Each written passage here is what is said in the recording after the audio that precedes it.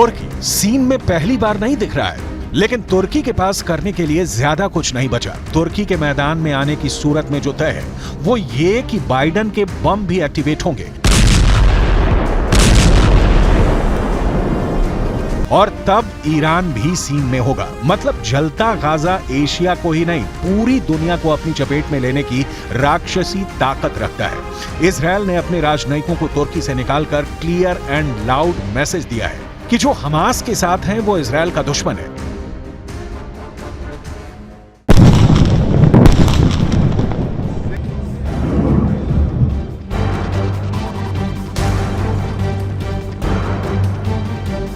Gaza पर तेज हमले इस कारण भी हैं कि ईरान और तुर्की जैसे देशों के युद्ध में मैदान से उतरने से पहले हमास को मिट्टी में मिला दिया जाए और हिजबुल्लाह की रीढ़ की हड्डी तोड़ दी जाए। इस बीच फिलिस्तीन अथॉरिटी का दावा है कि इजरायल फास्फोरस बम का इस्तेमाल कर रहा है। फास्फोरस बम की डिटेल आपको आगे दिखाएंगे। उसके पहले हमास की ताक की संक्षिप्त जानकारी जरूरी है, क्योंकि जब जमीन पर हमले शुरू हो गए हैं तो हमास से इजरायल आर्मी का दो हाथ होना तय है। हमास के पास एक रिपोर्ट के मुताबिक 30 से 40 हजार लड़ाके होने का अनुमान है। हमास के पास ईरान में बने रॉकेट, मिसाइल और दूसरे अत्याधुनिक हथियार हैं। ताजा हमले में भी उसने सतह से सतह पर मार करने वाली ईरानी मिसाइल फज्र 3 का इस्तेमाल किया। हमास के पास इसका अपडेटेड वर्जन फज्र 5 भी है। जमीनी युद्ध शुरू हुआ तो अब इजरायल की सेना के ठीक सामने हमास है, जो कि सुरंगों में छिपा हुआ है और सुरंगों को खत्म करना इजरायल के लिए आसान नहीं। इसीलिए पहले एयर स्ट्राइक में तेजी की गई और अब इजरायल की सेना जमीन पर उतर रही है गाजा के अंदर। ईरान हो या तुर्की अब तक इजरायल को धमकी देने के अलावा ऐसा कुछ नहीं कर पाए हैं कि गाजा के लोगों को उम्मीद जगे। गाजा पट्टी में कुछ जगहों पर हजारों लोगों की भीड़ फिलिस्तीनी शरणार्थियों के लिए संयुक्त राष्ट्र की राहत एजेंसी UNRWA के गोदामों में घुस गई और तोड़फोड़ करते हुए गेहूं, आटा, बिस्तर जैसी बुनियादी जरूरत की चीजें जबरदस्ती उठा ले गई। गाजा के UNRWA प्रमुख थॉमस वाइट ने कहा है, 3 हफ्ते से युद्ध जारी है और पूरे शहर की कड़ी घेराबंदी है।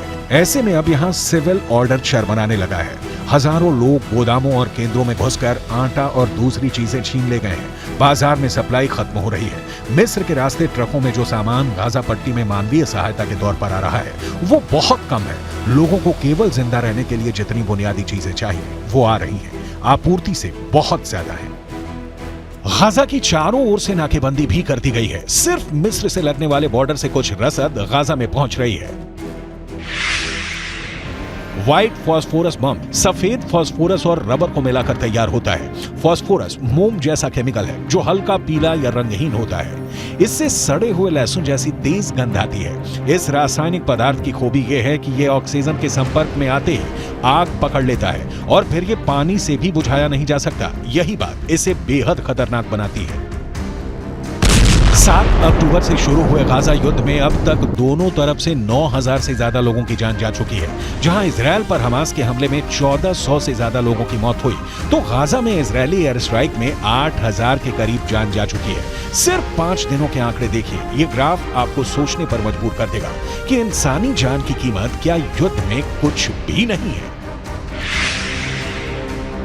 24 अक्टूबर 704 मौतें, 25 अक्टूबर 755 मौतें, 26 अक्टूबर 482 मौतें, 27 अक्टूबर 298 मौतें, 28 अक्टूबर 377 मौतें।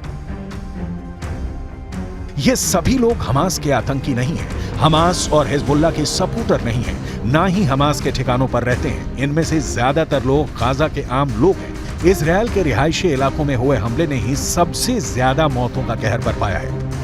نحن الآن نتواجد في منطقة بئر النعجة شمال قطاع غزة. هذا استهداف ل3 منازل لعائلة العطعوط ونبهان وشعبان. كما تشاهدون حجم الدمار في المكان. कहा जा रहा है कि सुरंगों में छिपे हमास के खूंखार लड़ाकों से अभी इजरायल का आमना सामना होना बाकी है। अब सवाल उठता है कि इजरायल के तेज हमलों से हमास के लड़ाके बचेंगे, उसके बाद तो इजरायल से भिड़ेंगे। इजरायल की रणनीति है कि वो सुरंगों में घुसकर हमास को नेस्तोनाबूद कर देगा। इजरायल फुल फ्लेज्ड इस वक्त यही कर रहा है।